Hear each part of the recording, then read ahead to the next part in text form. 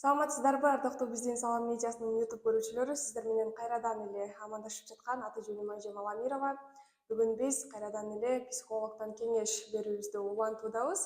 Ал эми бүгүн бизде конокто Асель айым болмокчу. Бул Бишкек шаарындагы эң белгилүү психологдордун бири десек албетте жаңылышпайбыз. Турмушка даярдоо, бала тарбиясы, психологиялык мамилелер жана карым катнаш тууралуу көп жылдан бери сабак өтүп келет өзү. Ал эми бүгүн биз Асель айым менен жаштарды турмушка даярдоо тууралуу кеп кылмакчыбыз. Саламатсызбы, Асель айым? Саламатчылык. Алгачкы эле суроом бул кыз баланы тарбиялоодо алгач эмнеге көңүл буруу керек? Кантип тарбиялоо керек деген суроого жооп алсак. Кыз баланы тарбиялоо боюнча, Мхм. так. Негизинен кыз баланыбы, эркек баланыбы турмушка мындай бир турмушка аттандыруу деп айтабызбы, турмушка даярдоо дейбизби, баарыныгы бирдей. Мхм. Биз кыздар же эркектер деп бөлүп карабашыбыз керек. Себеби турмушка даярдануу кыздарга кандай маңыздуу болсо, эркектерге дагы ошондой маңыздуу. Биздин негизи менталитетте кыздарды турмушка чыгууга кааттуу даярдайбыз. Ошол эле кезде эркектердин милдети тууралуу айтпайбыз. Эркектер эртеңки учурда аманат кылып алып атасың, аялыңды багуу сенин милдетиң, анын кийими, тамак ашы деген сыяктуу андай айтып эркектерге маани берүү деген бизде жок. Бизде жок. Мындай бир кээ бир гана бир үйлөрдө болбосо, биз баардык фокусубуздун баарын кыздарды мындай бир даярдоо керек. Эртең турмушка чыкканда мындай болот, кайненең эмне дейт деп атып эле башка үйлөргө мындай коркуттуу, барбай туруп эле коркуттуу ошол нерсе бизде өтө калыптанып калган да. Ошондуктан эркектер жоопкерчиликти көбүрөөк алышпайт. Көбүнчө аялдарга көбүрөөк баягы маани берилип калгандыктан, ошол тараптан биз эркектерге дагы жоопкерчиликтүү экенин, кичинекей баланы эркек балабы, кыз балабы айырмасы жок. Эркек балага да эртең буюрса сен үйлөнөсүң. Бизде деген энелер көбүнчө эртеңки учурда мени багасың деп тарбиялайбыз да. Ошол кезде эркек энесинен же болбосо ажырай албай, энесинен, атасынан өз алдынча киши экенин өздөрү көбүрөөк аңдабай, турмушка чыккандан кийин анын жубайы эмес, анын аманат кылып алган бир мындай айтканда башчы эмес, анын үстүндө башчылар көбөйүп калып атпайбы бизде? Көбөйүп калып атат да, ошо менен ал жерде эркек кийинки очередте калып калып атат да, анын башчысы көбөйүп, анан жоопкерчилик эркекке илинбей, башка адамдарга илинип калып атат да. Биз болсо кыздарды кичинекей кезинен ансыз деле кыздарыбызды тарбиялаганда башка үйгө даярдайбыз да, негизинен даярдайбыз. Ошол эле кезде эркек кыздарды турмушка даярдоодо мындай болуп калып атат да. Кыздардын эң басым жасаганыбыз биз тириликке көбүрөөк басым жасайбыз. Турмушка даярдаганга чейин кичинекей кезинен баштап кыздарыбызга сен эртең турмушка чыкканда мындай жумуш жасашың керек, аны кылышың керек, тамак жасабасаң кайненең сени айдайт, мындай деп туруп фокустун баарын ошол кыздарга эртеңки учурда сен жалаң гана тирилик кылыш керек деген эле информацияны мээсине берип коебуз дагы. Ал кезде кыздарыбыз аял болууну унутуп коет атпайбы? Мисалы, эркекке аял болуу. Негизинен баягы Аллах Таала баарын жуп-жуу менен жараткан да. Биздин да тагдырыбызга жазган бир эркек бар. Ошол эркекке турмушка чыккыча эмне максатта турмушка чыгарарын биздин кыздарыбыз билбей турмушка чыгып калып атат да. Мисалы, ошол чоң эле айымдар биздин сабакка келген кезде сурайбыз да, эмне максатта турмушка чыгасың деген кезде, максаты ойлонуп, билбейм, элдер чыгып аткан экен, чыктым. Карасак баары чыгып атыптыр, мен калып калбайын деп чыктым. Апам кокуй, чыкпай каласың, турмушка чыкпай калып каласың, чык эле чык дегенен чыктым деген сыяктуу сөздөрдү айтышат да. Эмне максатта турмушка чыгып атат? Ал жерде чыгуунун андан кийин эмне болот, мисалы, бала болгондо кантип тарбиялайбыз? Тарбиялаганга чейин эмнеге маани беребиз? Же болбосо күйөө турмушка чыгып, күйөө тандоодо эмнелерге маңыздуу, эмнеге басым жасашыбыз керек деген сыяктуу мындай бир жооп жок эле. Эптеп эле күйөөгө тийиш керек, андан кийин төрөө керек деп эле калып калып атпайбызбы? Биз кыздарыбызды кичинекей кезинен баштап булардын өзүнүн мээси менен денесинин бир экенин эң негизи көңүл бура турган ушул да. Кыздарыбызды тарбиялап аткан кезде өзүнүн ар бир органдары деп айтсак, мисалы, колу, буту сыяктуу баардык денеси, өзүнүн денеси бар экенин сездирүү керек. Мен көбүнчө ошол нерсени байкадым, биздин кыздардан ушул нерсени байкап атам да. Өзүнүн мээси менен денесинин байланышы жок. Өзү мээси баары башка сырттагы фокус сыртта. Мисалы, башка адамдарда бирок өзүнүн денеси бар, өзүн просто унутуп койгон да, мындай айтканда унутуп койгон, өзүнүн ким экенин унутуп койгон кыздар аябай көп. Биз деген качан ошол өзүбүздүн денебизди таанып, Кудайдын биздин жаратканына шүгүр кылып, ар бир органыбызды сезип, биз аял экенибизди сезген кезде, аял менен эркектин кандайдыр бир эмеси, акыл жүгүртүүсү такыр башка да. Биз ошол өзүбүздү тааныбагандыктан баардык эркектин да милдеттерин колуна алып атпайбы азыр кыздарыбыз. Мисалы биз турмушка чыгабыз, турмушка чыккан кезде көбүнчө аялдардын баары мисалы иштеп жүрөбүз, оор көтөрүп атабыз, мешок көтөрөбүз, же болбосо ящик көтөрөбүз. Бул негизинен аялдарга өтө зыяндуу, мисалы зыян. Бизде оор көтөргөндө биздин даже жайла мындай бир Аллах Таала бизди жаратканда аялдарды оор көтөргөнгө ылайыкташтырылган эмеспиз биз. Эркектер канчалык оор көтөргөндө күчтүү болуп кетсе, айымдар канчалык оор көтөргөн сайын алсыздайбыз да.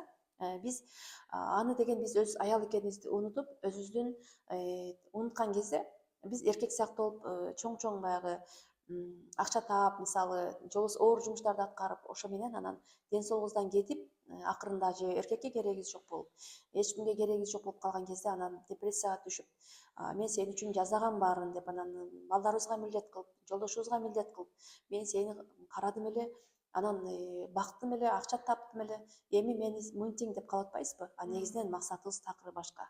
Ошону кыздарыбызга түшүндүрүү керек. Жаңы бизде ошо турмушка даярдоо курстарыбызда дагы кыздарыбызга эмне максатка турмушка чыгып атабыз, кандайдыр бир бойго жеткен кездеги биздин денелик муктаждыктарыбызды канааттандыруу деп айтсак болот, денелик муктаждыктарды канааттандыруу. Ошол нерселерди дагы биз кыздарыбызга жеткирип түшүндүрсөк, ал кезде балдарыбыз, кыздарыбыз дагы өзүнүн милдетин билип чыккан кезде, өзүнүн баягы милдеттерин, карым катнашты, эң негизгиси карым катнаш. Биз көбүнчө басып коебуз кыздарды.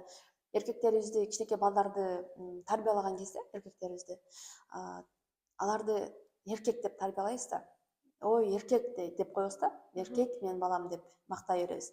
Кыздарыбызга келгенде эле болду, уят кыздар деген деп, кечке баягы тыйылыш керек деп тыйып атып эле, кыздарыбыз өзүнүн денесин да тааныбай калып атат да. Тыйылыш керек дегенде өзү уят деген сайын эмне болду, өзүңдүн мындай уяттуу деп туруп өзүн кабыл албай калып атат да. Өтө жаман нерсе экен, бул кыз деген жаман экен деген сыяктуучу. Ошол кемчилигибиз бар биздин. Кыздарыбызды кичинекей кезинен баштап сүйүү берүү бул өтө маңыздуу. Кучактоо, бир күндө жок дегенде 5-6 жолу кучактап туруу, баланы, кызды сүйүү толук жеткен, энеден сүйүүнү толук алган бала эч качан сырттан сүйүү күтө бербейт да. Мисалы, көбүнчө кыздарыбызды тарбиялап атканыбызда мындай кылабыз да бизчи. Кыздарыбызга мындай бир булар муктаж да, просто сүйүүгө муктаж. Пайгамбарыбыз Мухаммед саллаллаху алейхи вассалам мисалы баланы 7 жашка чейин кадимки падышага мамиле кылгандай кылууга деп атпайбы? Падышага мамиле кылгандай кылган. Пайгамбарыбыз Мухаммед саллаллаху алейхи вассалам даже эмне үчүн мындай кылдың деген сөздү айткан эмес деп дайым айтабыз да. Дайым айтып келебиз. Эмне үчүн мындай кылдың деп айткан эмес дейбиз. Бирок бизде деген ошол кыздарыбызга сүйүү бербегендиктен, алар көз каранды болуп, өмүр бою башка адамдардан мындай күтүп, сен мени сүйүшүң керек, мындай бир адамдардан үмүт кылып калып атат да. Адамдардан, Кудайдан эмес, просто адамдардан үмүт кылып, анан ошо менен эмне үчүн мамиле келишпей атканын билишпейт. Кимден эмне күтүп атканын билишпейт. Эркектерибиз аялдан күтөт, аялдарыбыз эркектен күтөт. Бири-биринен күтүп атып өтүп кеткендер бар да, мисалы. Эркектен күтөт, эркек аялдан күтөт. Ал күткөн кезде дагы ичиндегисин айтпай күтө бергендер бар, мисалы. Мен ушундай каалап атам деп айтпайт. Жөн эле эмне болуп атканын билбей эле уруш, талаш көп болот. Бул сүйүүнүн жетиштүү өсү эртеңки учурда бири-бирине сүйүү берүү. Мисалы, кыздар жолдошу кызга деген сыяктуу да. Бири-бирине мисалы сүйүү көз карашы менен карай алат. Биз эң көңүл бура турганыбыз ошол сүйүүнү көбүрөөк берүү. 7-8 жашка чейин. Эми негизи чоңойгондо дагы баардык адам кадыр баркка, сүйүүгө негизинен денелик муктаждыгы да ал. Эң негизги көңүл бура турган жер биздин жаңы боюбузда болгондон баштап, 0дон баштап 7-8 жашка чейин 70% негизи психологиялык дене муктаждык, психологиялык тарабы калыптанып калып атпайбы? Ошол кезде эң буларга абайлап мамиле кылышыбыз керек. Ошол кезде булар жаңы төрөлүп, мындай бир деген кандай десем, мындай бош турган мээге бүт информациялар ичибизде бала түйүлгөндөн баштап мээсине толуп баштайт да. 7-8 жашка чейин, 14 жашка чейин баары информациянын баары калыптанып бүтөт. Ошол информация менен, ошол мээге калыптанган установкалар менен өмүрүнүн акырына чейин жашайт. Кийин канча нерсе укса дагы ошол кичинекей нерсени карманып тура берет. Билбеген абалда ичине мээге жазылып калат, ошону кармана берет да. Ошондуктан балдарыбызды ошол тарабын өтө эске алышыбыз керек. Көп ата эне билбейт, эми эс тарткандан кийин тарбияласак жетиштүү деп ойлойт. Бирок эс тарткандан кийин тарбиялаган кезде ал ушул биякта калыптанып калды деген сөз ал. Калыптанып калган, эс тарткандан кийин ал өзү билбесе дагы ошол жашоо менен жашайт да, мындай айтканда. Калыптанып калган жашоо менен жашай берет. Ата энеге окшошуп кете берет го негизи бала. Негизи мисалы үчүн айыл жергелеринде десем жаңылышпайт болушум керек, көпчүлүк апалар өзүнүн кызын кой мындай кылба атаңдын жанында, атаңа уят болот деген көп сөздү угуп калам да, анан ошол негизи өзүнүн атасынын жанында өзүн эркин алып жүрө албаган кыз мындай кийин жолдошуна да ачылып, оюндагысын айта алат деп ойлойсузбу? Атанын негизи биздин энелерибиз Негизи эле ата менен кыз баланын ортосундагы мамиле кандай болуш керек? Негизинен мындай да.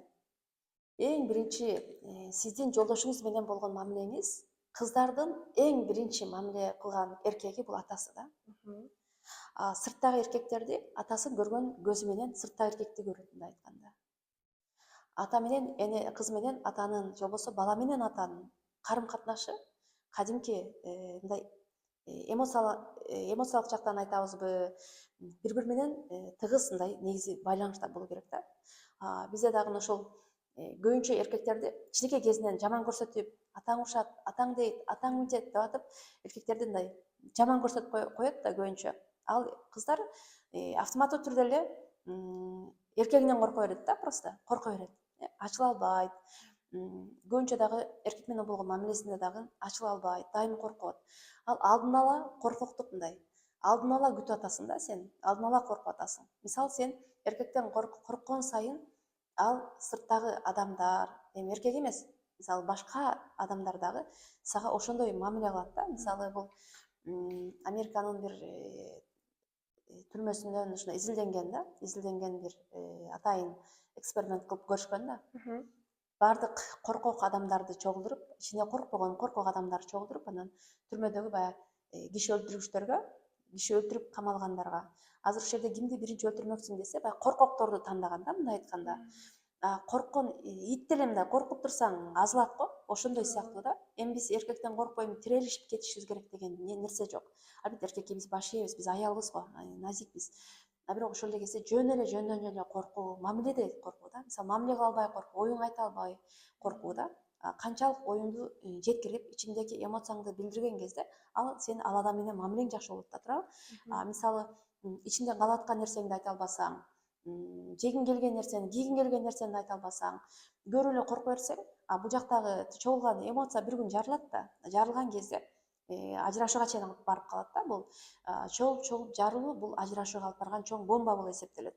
Аны деген биз ошого жеткирбей, азастан күндө өзүбүздүн оюбузду кайсы бир ситуацияга жараша айтканды биле турган болсок, эми урушуп кетпейбиз просто. Өзү негизи нормада өскөн балдар өзүнүн эмоциясын да контролдой алат, башкара алат. Ошентип басуу менен, кысуу менен өскөн адамдар өзүнүн эмоциясын норма менен чыгара албайт. Мисалы, унчукпайт, жоош болуп келип эле бир күнү жарылып кетет мисалы. Жөндөн жөн кыйкырып жиберишип, эмоциясын нормада контролдоп чыгара албайт да, ошондой болуп калат. Кичинекей кезинен эркин өскөн адамдар өзүнүн оюндагысын терең жеткирип, өзүнүн оюндагысын наркы адамдын акысына кирбей жеткирип алат да, мындай айтканда. Наркы адамдын акысына да кирбейт. Өзүн дагы бардык жерде мындай бир Эркин алып жүрөт. Ооба, эркин алып жүрөт да. Негизи кыз бала канча жашта турмушка чыкканы туура деп ойлойсуз? Турмушка чыкканы чыгуу боюнча мен мындай өзүнүн дене муктаждыгына караш керек, психологиялык абалына караш керек деп эсептейм да. Мисалы психологиялык абалы кээ бир адамдардыкы кечирээк калыптанат да. Мисалы кээ бир кыздарды 25 жаштагы бир кыз менен сүйлөшө турган болсоң, ал балким анын бир мамиле кылуусу бир 25 жаштагы киши баладай болуп калышы мүмкүн да, мисалы. кээ бир кыздар 20-25 жашында да даяр болбошу мүмкүн. Кээ бир кыздар деген 18 жашта ушу даяр болуп калуусу мүмкүн да. Мен ушундай ойлоймун, өзүмдүн дагы көз карашым менен айтканда, кыздардын баягы денелик муктаждык, психологиялык баардык тараптан толук нормада жетилген кезде, карым катнашты жакшы кылган кезде турмуш кура турган болсо, анда канча баягы жашоо жеңил болот деп эсептейм. Мисалы, көбүнчө баягы жашыраак кыздар турмушка чыгып калып атат да, алар өздөрүнүн акыл эси токтоло элек да, мындай айтканда, токтоло элек. Алар чыккандан кийин баягы кичинекей баладай болуп калышып атат да. Алар ойногусу келет, көбүрөөк баягы каалоосу көбүрөөк болуп калат да, мындай айтканда. Кафеге барып тамактангысы келет, көлгө кеткиси келет, аяк бактарга баягы өзүнүн мындай айтканда аңдап анализдөө дегендери иштей элек да, мындай айтканда. Ошондой учурда күйөөгө тийип алат. Анан кайненелери менен келишпестик болот. Алар менен туура карым катнашты билбейт, анан ошондон ажырашып кеткендер көп болуп атпайбы? Ушуну айтат элем мен. Эки тараптан тең карым катнашты үйрөнүү керек биринчи. Анан денелик муктаждыктары дагы так аңдап чечилип алыш керек да. Биз албетте эркекке турмушка чыгып аткандан кийин биз эми тукумулуу дагы бир муктаждык болуп атпайбы? Туурабы? Ооба.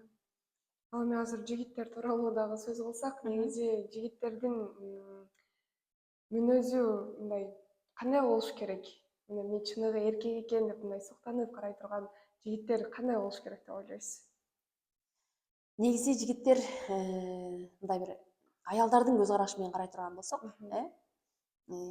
эркектерди биз кантип тарбиялашыбыз керек да, мындай айтканда. Мисалы, мен 8 баланын энесимин, менде 6 кызым бар, 2 эркегим бар. Мен эркек балдарыма кичинекей кезинен баштап айтам. Сен эркек кандай болуу керек? Эркек табарман болуу керек. Эркек үйдү, балдарды каржылоо керек. Үйүндө аялдын, балдардын муктаждыктары ал эркектин колунда да, мындай айтканда. Эркектин колунда, эркек күчтүү болуу керек. Пайгамбарыбыз Мухаммед саллаллаху алейхи вассалам хадис бар го. Күчтүү адам алсыз адамдын жанында Аллага сүйкүмдүү дегендейчи. Биздин кыздар албетте кыздар күчтүү, табарман, анан мындай бир чечкиндүү, акыл эстүү эркектерди каалайт негизинен. Ошону эркектерге жеткирүү керек. Азыркы учурда эркектердин ушундай бир өзгөчөлөнүп бир башкача болуп баратат. Эркектерибиз мындай бир Япониянын эркектериндей болуп, Кореянын эркектериндей болуп, ооба. Ошолорду көрүп назик болуп баратышат го, барган сайын боенуп, мисалы чачтарын өстүрүп дегендейчи. Албетте биздин кыргыздын менталитети деген такыр башка да. Кыргыздар деген эр-жүрөк баатыр болуп, эртең мекенди коргой тургандай бир аларда бир дух болуш керек деп эсептейм да. Андай бир мекенди коргой тургандай дух бар эркек баардык жерде кадыр баркка ээ да. Мисалы, кайсы бир эркек бала үйүн каржылап аткан болсо, багып аткан болсо, ал эркектин кадыр баркы бар. Туугандын ичинде дагы, мамлекеттин кандай аялдын көз карашы менен карасак, ал эркектин кадыр баркы бар. Бирок баягы Япон эркектериндей болуп, бирок боенуп жазанып, миң окуп, бирок үйдү бага албаган, үйдү каржылай албаган эркектердин кадыр баркы баккан эркекке караганда, билим албаса дагы баккан эркекке караганда алардын кадыр баркы, авторитети төмөн болот да, төмөн болот. Ошондуктан эркектерибизди биз кичинекей кезинен табармандыкка, аялдардын алсыздыгын сездирүү керекбиз да. Аялдар алсыз болот. Ансыз деле сен урсаң, урбасаң деле алар да сенден коркот. Сенден күч аз, ансыз деле сенин күчүң жетет. Ошондуктан аял кишиге, кыз кишиге мындай колуңду көтөрбө деген сыяктуу биз баягы балдарыбызга аны жеткиришибиз керек. Азыр эркектерибиз баатыр болуп кетти аялдарына. Жана жогоруда айтып кеттиңиз, кайнене менен келиндин ортосундагы мамиле деп. Негизи ошо кайын журт менен кандай мамиледе болуш керек келин болуп баргандан кийин, анан ортодогу жакшы мамилени сактап калуу үчүн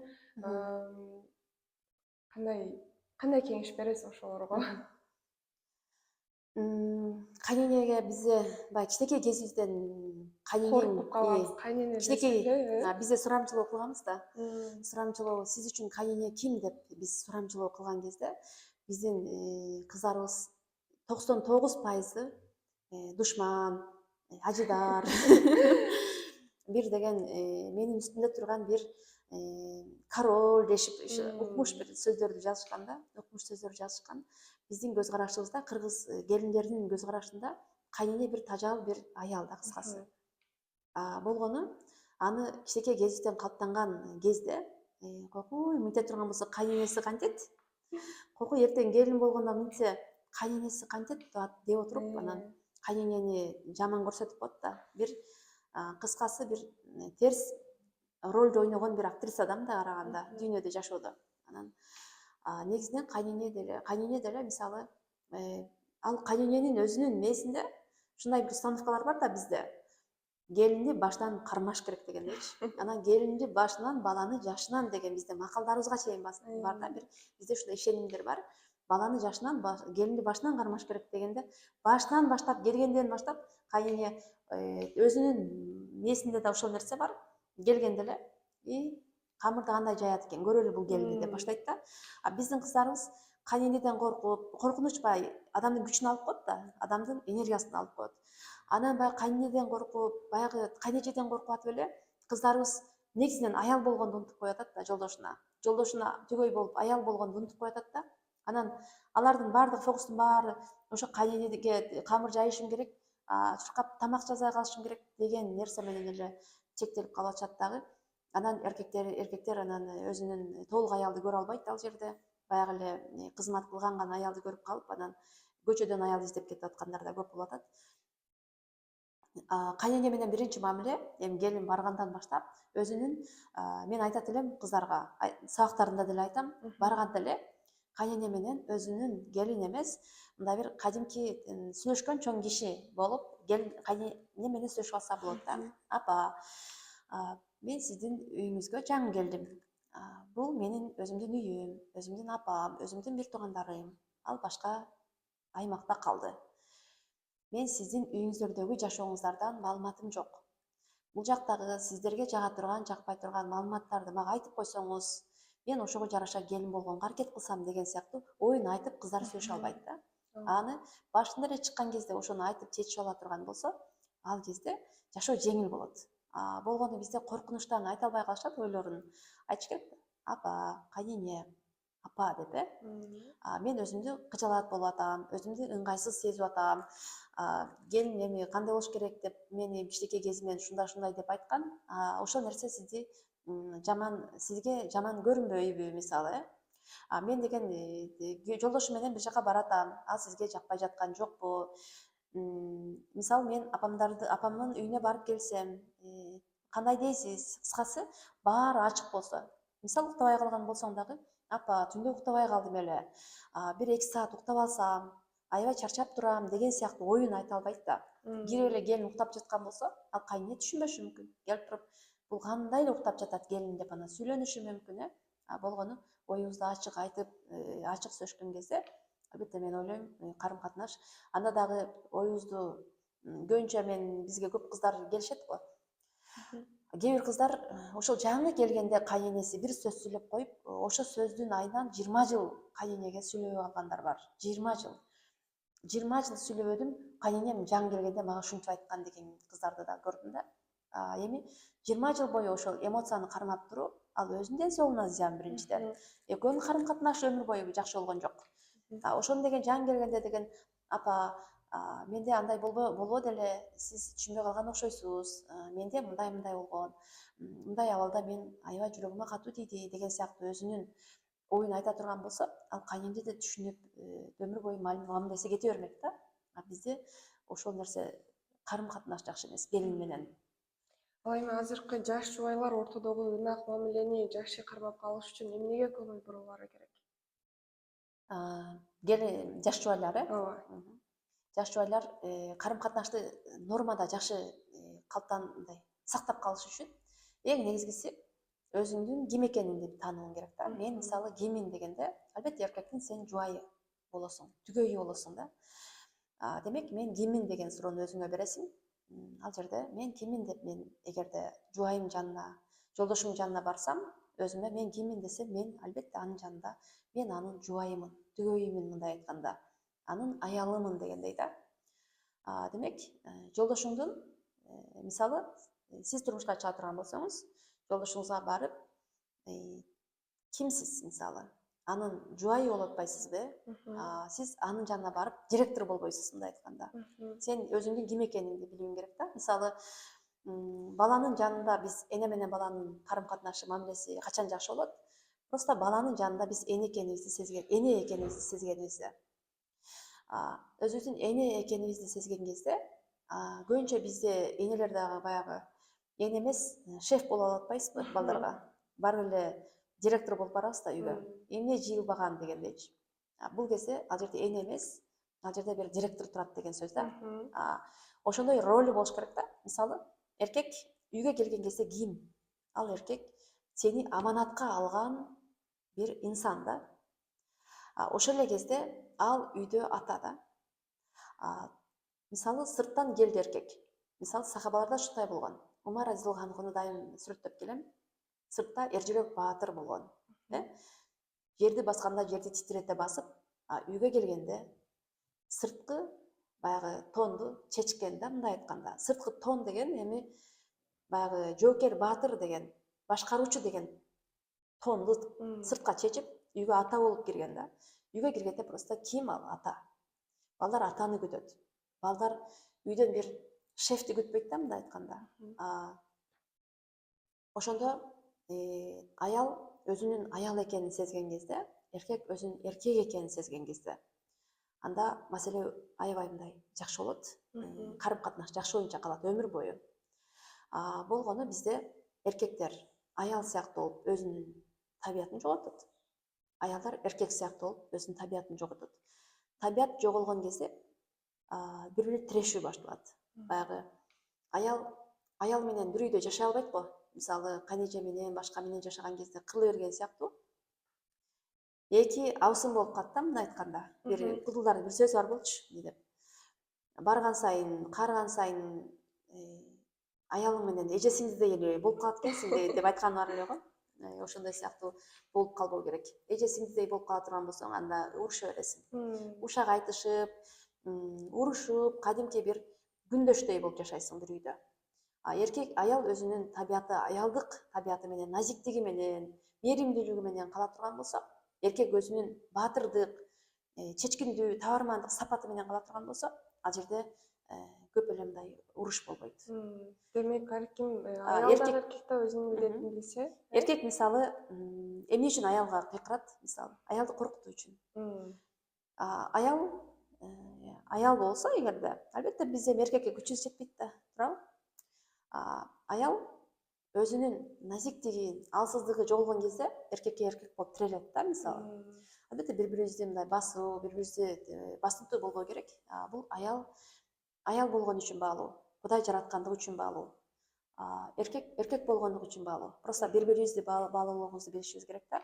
Анан аял деген эми башка үйдөн келди, башка бир чөйрөдөн өзүнүн ата энесин таштап, өзүнүн бир борлорун таштап, мисалы, сенин үйүңө келгенде, эркек дагы өзүнүн үйүнө келген конокту, мусафырды кабыл алганды билиш керек да. Келгенде эле ага деген кыйын болуп, өзүнүн баягы сыртка эч кимге көрсөтө албаган эркектик сапатын үйгө аялына көрсөтө бере турган болсо, ал жерде албетте карым катнаш бузулат да, туурабы?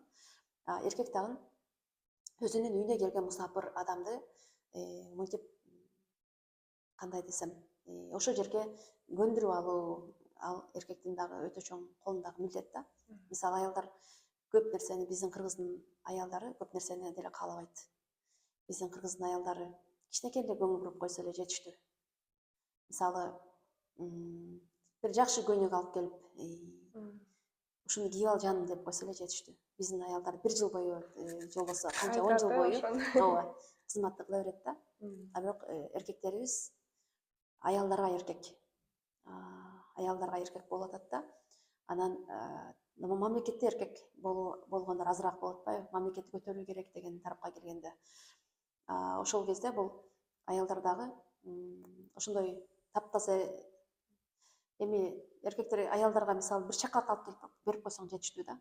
Бир шоколад алып келип эле, жаным, ушуну сен жеп ал деп эле койсоң, болду, аялдар ал күчүн аябайт, биздин кыргыздын кыздары. Аябай жакшы. Негизи анда кыз баланы дагы, эркек баланы да тарбиялаганда демек жашынан баштап маани бериш Жаштан. керек экен, э? Мгм. Бүгүнкү эфир өтө бардык эле көрүүчүлөргө дагы пайдалуу эфир болду деп ишенем. Бүгүн биз жаштарды турмушка даярдоо тууралуу Асель айым менен Мгм. сөз кылдык. Асель Шермекова, бул сизге эркин микрофон берейин. Бизге Мгм. убакыттын аяктап калганына байланыштуу. Мгм. Негизинен биздин азыркы учурдагы Кыргызстандын эң өнүгүүсү, кулк мүнөздөрүбүз, адеп ахлактарыбыздын баары турмушка даярдануудан башталган кезде турмушка кандай даярданабыз, баланы кандай тарбиялайбыз, ошол нерсеге даяр болгон кезде биздин балдарыбыз коррупционер болбой, мыкаачы болбой, аялы менен баатыр болуп согуш болуп кетпей, анда баардык мамиле жакшы болуп, сонун болуп кетмек. Ошон үчүн биз турмушка даярдоо курстарыбызды ошон үчүн берип келебиз. Турмушка даярдоо курстарын алган аялбы, эркекпи, эгер толук бала тарбиялоо ошол нерсеге даяр болсо, мамилеге даяр болсо, анда биздин мамлекетибиз нормадагы, мамлекетти сүйгөн, мындай бир башка бир нерсеге берилип кетпеген, терс жактарга берилип кетпеген, мамлекетти сүйүп, ошол эле кезде өзүн таанып, иштей алган балдарды кыскасы чыгара алабыз. Биз үстүңкү өйдөңкүлөрдү тарбиялайбыз, ошолорду оңдоо керек деп отуруп энергиябыз кетип атат да, бирок биз балдарга маани бербей калып атабыз да. Бала эгерде маани берилбесе, так ушу азыркы өйдөдө отурган адамдардай болуп эле чоңоет да. Биз жакшы бүт мамлекеттердин өнүгүүсү ошол баланы туура тарбиялоо менен гана мамлекеттерин көтөрүп кеткен. Биздин азыркы айымдардын, аялдардын баарыбыздын максатыбыз, фокусубуз көбүрөөк ошол бала тарбиялоо жака, анан турмуш курганга чейин даярдануу. Ушуларга көбүрөөк басым жасалыш керек деп эсептейм. Сиздерге дагы Аллахым ыраазы болсун. Аябай жакшы. Асель Шермекова бул турмушка даярдоо, бала тарбиясы, психологиялык маселелер жана карым катнаш тууралуу көптөгөн жылдан бери сабак өтүп келет. Бүгүн дагы биздин эфирге ыраазычылыгыңызды, уруксатыңызды берип, маек куруп бергениңиз үчүн чоң рахмат. Ал эми бүгүн мен сиздер менен коштошуп калам. Кийинки эфирден кайрадан амандашканча сак саламатта туруңуздар.